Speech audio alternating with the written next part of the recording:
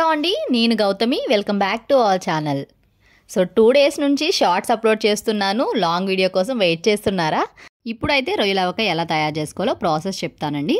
So first అయితే ఒక 1/2 kilo వరకు అల్లం వెల్లుల్లి కూడా పీల్ ఆఫ్ చేసి మిక్సీ పట్టేసుకున్నాను. పీల్ ఆఫ్ చేస్తేనే బాగుంటుంది వెల్లుల్లి కూడాని. అండ్ స్పైసెస్ అయితే ఒక టేబుల్ స్పూన్ వరకు అన్నీ వేసుకున్నానండి. ధనియాలు, జీలకర్ర, లవంగం మొగ్గలు, దాల్చిన చెక్క అండ్ ఇలాచి.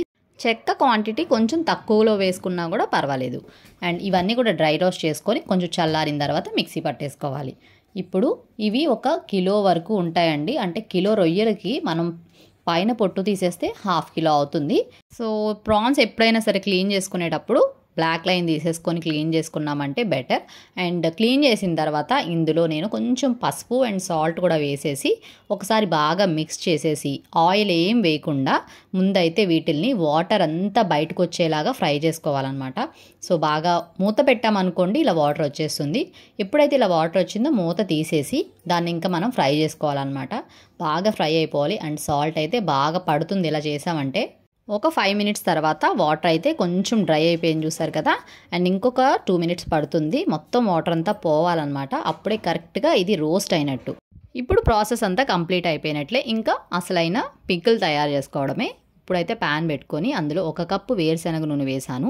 పల్లీల నూనె అయితే చాలా టేస్ట్ ఉంటుందండి ఏ పికిల్ అయినా కూడా. ఇప్పుడు అందులోకి ప్రాన్స్ని యాడ్ చేసేసుకోవడమే. సో వాటర్ అంతా మగ్గిపోయింది కాబట్టి ఇప్పుడు ప్రాన్స్ ఇంకా మంచిగా రోస్ట్ అవుతాయి. ఆయిల్లో బాగా ఫ్రై చేసుకోవాలి. అలా అని చెప్పి బాగా డీప్ రోస్ట్ చేయకూడదండి. బాగా రోస్ట్ చేసుకోకూడదండి. ముక్క మరీ గట్టిపడిపోతుంది. మీడియంగా ఫ్రై చేసుకొని కాస్త కలర్ చేంజ్ అయిన తర్వాత తీసి పక్కన పెట్టేసుకోవాలి. సో ఇప్పుడు అదే ఆయిల్ ఆల్రెడీ హీట్ అయి ఉంటుంది కాబట్టి అల్లం వెల్లుల్లి పేస్ట్ 1 కప్పు వరకు వేసాను నేను. సో 1 కప్పు అల్లం వెల్లుల్లి పేస్ట్ వేసుకుంటేనే మనకి ఊట బాగా వస్తుంది. ఇప్పుడు ఇంకొక కప్పు ఆయిల్ యాడ్ చేస్తున్నానండి. ఆయిల్ మనం లాస్ట్లో అయినా కూడా వేసుకోవచ్చు. కానీ అల్లం వెల్లుల్లి పేస్ట్ బాగా ఫ్రై అవ్వాలి కాబట్టి ఇంకొక కప్పు వేరుశనగ నూనె వేసేసాను నేను.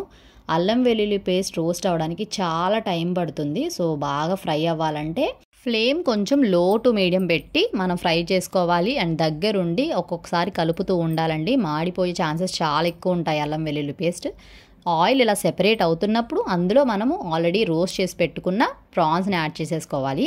ప్రాన్స్ కూడా బాగా ఫ్రై అవ్వాలి అండ్ కలర్ కూడా చేంజ్ అవ్వాలి. సో చూసారు కదా ఇలా కలర్ చేంజ్ అవ్వాలండి. అల్లం వెల్లుల్లి పేస్ట్ అండ్ ప్రాన్స్ కూడా బాగా రోస్ట్ అవుతే మనకి ఈ కలర్ వస్తుంది. ఆ తర్వాత స్టవ్ ఆఫ్ చేసేసుకొని వేడిగా ఉన్నప్పుడే ఇందులోకి సాల్ట్ వేయాలి. మెజర్మెంట్ కోసం ఒకే కప్పు తీసుకొని ఆ కప్పుతోటే సాల్ట్, కారం అండ్ మనం తయారు చేసుకున్న మసాలా పొడి ఉంది కదా అది కూడా వేసేసుకోండి. అండ్ సాల్ట్ అయితే కరెక్ట్గా సరిపోతుంది కానీ కారం ఇంకా కొంచెం ఎక్కువ వేసుకున్నా కూడా పర్వాలేదు. ఇప్పుడు ఒకసారి బాగా మిక్స్ చేసుకొని చల్లారనివ్వాలి. చల్లారనిచ్చిన తర్వాత నిమ్మరసం అయితే యాడ్ చేసుకోవాలి. ఇప్పుడు చల్లారిని బాగా ఇప్పుడు లెమన్ కలుపుకోవాలి. అంటే వేడిగా కలపకూడదు మనం ఇందులో. అండ్ ఇది నిల్వ కూడా ఉంటుంది కాబట్టి కొంచెం తడవి లేకుండా చూసుకుంటే నిల్వ అయితే ఉంటుంది. 4 నిమ్మకాయలు తీసుకొని ఇందులోకి యాడ్ చేస్తున్నాను నేను. ఒక పెద్ద సైజు 4 నిమ్మకాయలు అయితే సరిపోతుందండి. నిమ్మకాయ రసంలో కూడా ఒకసారి స్ట్రెయిన్ చేసేసి ఏమీ లేకుండా చూసుకొని నిమ్మరసం యాడ్ చేసుకోవాలి. అండ్ నిమ్మరసం యాడ్ చేసేటప్పుడు కంపల్సరీ మనం తయారు చేసుకున్న ఆవకాయ అంతా కూడా చల్లారిపోయి ఉండాలి. అప్పుడే నిమ్మరసం యాడ్ చేసుకోవాలి. నిమ్మరసం వేసిన తర్వాత కూడా ఒకసారి బాగా మిక్స్ చేసుకొని 3 డేస్ ఉంచి అప్పుడు మనం టేస్ట్ చేస్తే చాలా బాగుంటుంది. ఇంకా కావాలంటే ఆయిల్ కూడా వేసుకోవచ్చు. ఆయిల్ సరిపోతుంది అనుకుంటే స్కిప్ చేసేయచ్చండి. వేరుశనగ నూనె అయితే టేస్ట్ చాలా బాగుంటుంది. ఇంట్లో మనం తయారు చేసుకునేటప్పుడు కొంచెం జాగ్రత్తగా చూసుకోవాలి.